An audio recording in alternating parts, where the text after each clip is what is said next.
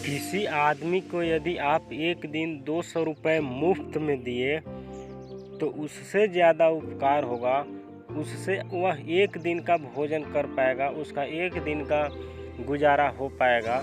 और यदि आप उसी आदमी को हल चलाना सिखा दिए, कृषि करना, खेती बाड़ी करना सिखा दिए, तो वह आदमी जीवन भर अपना निर्वाह करेगा और उसका जीवन संवर जाएगा, वह जीवन भर अपना रोजी रोटी चलाएगा।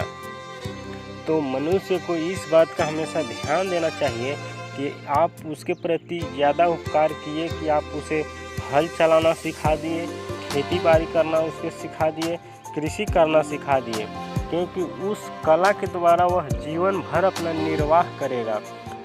तो मनुष्य को इस बात का हमेशा ध्यान देना चाहिए कि ऐसा कुछ सीखना चाहिए या ऐसा किसी के द्वारा सिखवाना चाहिए जिससे कि उसका जीवन संवर जाए, जिससे उसका जीवन चले। केवल एक दिन 2 दिन के लिए उसे क्या हो जाएगा, इसलिए इस बात का हमेशा ध्यान देना चाहिए। जैसे बड़े बड़े महापुरुषों ने इस बात को ध्यान में रखते हुए कुछ ऐसा कला सीखे जिसके कारण वे इतिहास के पन्नों में अमर हुए। जैसे महात्मा गांधी, पंडित जवाहरलाल नेहरू, भीमराव अंबेडकर, डॉक्टर राजेंद्र प्रसाद इत्यादि महापुरुषों ने अपने जीवन में अपना लक्ष्य चुना था कि हमें देश को आज़ाद करना है और अंग्रेज़ों को यहाँ से भारत से भगा देना है।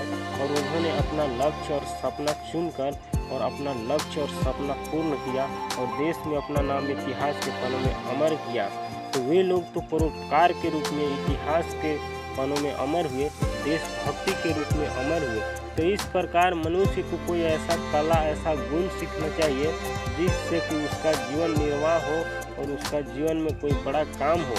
इस प्रकार मनुष्य को अपने जीवन में इस बात का हमेशा ध्यान रखते हुए और अपना लक्ष्य और अपना सपना को पूर्ण करना चाहिए जिससे कि उसका जीवन संवर जाए।